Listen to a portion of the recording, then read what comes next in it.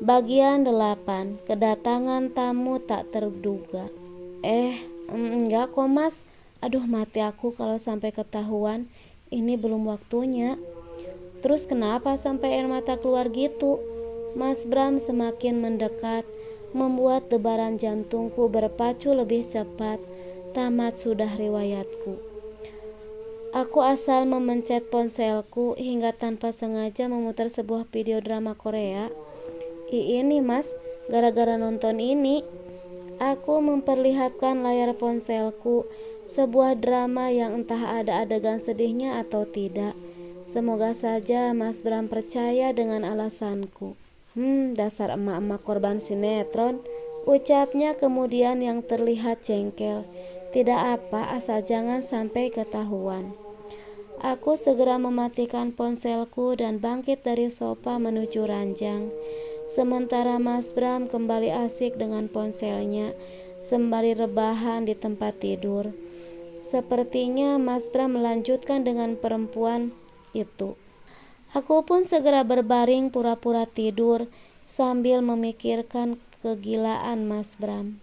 Aku harus cari tahu siapa perempuan yang berani mengatai aku kampungan dan bodoh itu. Tetapi bagaimana caranya? Ini benar-benar membuatku pusing. Aku terus mengubah posisi berbaringku. Mata ini begitu sulit untuk terpejam. Kamu kenapa sih, Dek? Dari tadi kayak gelisah gitu. Tanya Mas Bram menyadari tingkahku. Aku bergeming sejenak. Apa aku tanyakan saja perihal siapa perempuan itu? Tidak, aku tidak boleh gegabah. Mereka harus diberi pelajaran terlebih dulu agar kapok. Gak apa-apa mas, jawabku lalu kembali menghadap Mas Bram dan Rania. Berusaha sebisa mungkin memejamkan mata dan akhirnya aku pun tertidur. Usai subuh seperti biasa aku sudah sibuk di dapur. Meski hari ini libur, tetapi tidak berlaku dengan pekerjaanku. Justru aku harus beraktivitas lebih ekstra dari biasanya. Pagi ini aku masak nasi goreng cumi dengan irisan bawang daun. Tidak lupa telur ceplok sebagai pelengkapnya. Usai masak, aku segera menghidangkannya di atas meja. 5 porsi nasi goreng dengan 2 gelas susu dan 3 gelas teh sudah tersaji sempurna. Biasanya Mas Bram dan Rania pagi-pagi begini lebih suka minum susu ketimbang teh. Hari ini aku berencana ngajak Mas Bram pergi. Selagi libur tidak ada salahnya kalau aku ngajak dia liburan bersama. Rania pasti senang. Aku berniat memanggil Mas Bram untuk mengajaknya sarapan. Namun Mas Bram ternyata sudah menuju ke sini.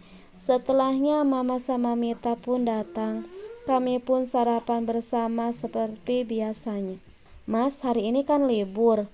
Bolehlah ajak Rania jalan-jalan, ucapku saat kami tengah makan. Mas capek, mas mau istirahat saja di rumah, tolak Mas Bram sembari menyuapkan sarapannya. Tidak bisa dipungkiri, rasa kecewa atas penolakan Mas Bram membuat hati ini terasa nelangsa. Aku mencebik, tetapi Mas Bram tetap tidak peduli. Halah, sok banget pakai mau jalan-jalan segala. Emang kamu pikir gak pakai duit apa? Celetuk Mama tidak suka. Ya biasalah mah orang kaya, timpal Mita lalu terkekeh. Daripada jalan-jalan, mending uangnya buat Mita ke salon, ya gak mah? Tanya Mita ke Mama. Balas Mama. Sementara Mas Bram hanya cuek saja. Kalau begitu aku pergi berdua sama Rania boleh gak mas? Tanyaku. Mas Bram menghentikan aktivitas makannya, lalu menatapku. Gak boleh, temani mas di rumah aja, jawab Mas Bram dingin. Kemudian melanjutkan makanannya. Aku menghela napas. Hari ini aku juga tidak bisa pergi mengunjungi Oma. Bagaimana dengan keadaan Oma? Semoga saja keadaannya sudah lebih baik kan. Mas, Mita mau ke salon minta uang. Tangan Mita terulur, mengadah seperti anak kecil yang lagi minta dikasih permen.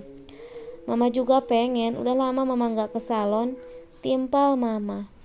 Mas Bram mengeluarkan dompet dari sakunya dan memberikan sebuah kartu kredit dan beberapa lembar uang berwarna merah. Aku hanya bisa menggigit bibir, rasanya ingin sekali protes, tetapi bagaimanapun mereka adalah mama juga adik iparku.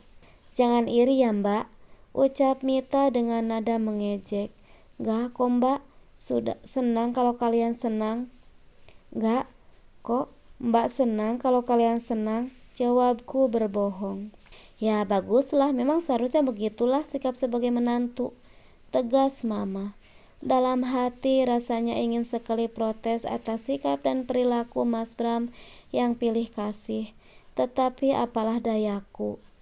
Kamu itu harusnya bersyukur bisa jadi menantu sekaligus istri anak saya yang ganteng ini. Lanjut mama percaya diri. Entah apa maksudnya.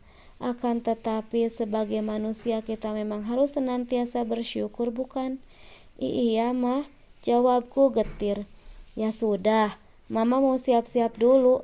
Mita juga ah. Mama dan Mita pun pergi. Tidak lama kemudian Mas Bram pun pergi ke ruang tengah. Tinggallah aku dan Rania yang masih melanjutkan makan. Usai makan, aku segera membereskan piring dan gelas lalu mencucinya di wastafel. Rania sengaja kusuruh bermain sama papanya. Setelah itu lanjut mencuci dan menjemur pakaian. Pekerjaan rumah tidak boleh ada yang terlewatkan. Pukul 10:15 akhirnya semua pekerjaan rumah selesai. Aku pun berniat kembali ke kamar untuk mandi dan membersihkan diri. Usai mandi, kulihat Mas Bram sudah terlihat rapi. Sepertinya dia akan pergi. Bukannya tadi dia bilang capek dan mau istirahat. Lalu kenapa dia malah mau pergi? Mas, mau kemana? Tanyaku penasaran sembari mengeringkan rambut dengan handuk. Mas mau pergi sebentar ketemu teman, jawabnya sambil mengambil kunci mobil di atas nakas. Loh, bukannya tadi kamu bilang capek? Sanggahku. Cuma sebentar kok. Soalnya ini masalah pekerjaan penting, jawab Mas Bram. Ponselku bergetar, sebuah notif pesan masuk. Buru-buru aku pun membukanya. Mas, aku tunggu di tempat biasa ya. Rupanya pesan dari perempuan itu lagi. Jadi ini mas yang kamu maksud teman, pekerjaan dan penting. Mas Bram buru-buru keluar kamar. Aku segera menyusulnya. Mereka tidak boleh pergi berdua. Aku harus ikut, jika tidak aku akan memaksa. Biar saja Mas Bram akan marah, aku tidak peduli. Kali ini aku tidak boleh tinggal diam. Mas, aku ikut, ucapku sambil menyusul langkah Mas Bram. Kulihat Mama dan Mita pun sudah bersiap hendak pergi. Saat semuanya tiba di ambang pintu, sebuah mobil yang kukenali pemiliknya sudah terparkir di halaman rumah. Lalu seseorang keluar dari dalam mobilnya sembari mengucapkan salam. Assalamualaikum. Seketika kedatangannya membuat Mama, Mita, dan Mas Bram tidak jadi pergi. Aku tersenyum.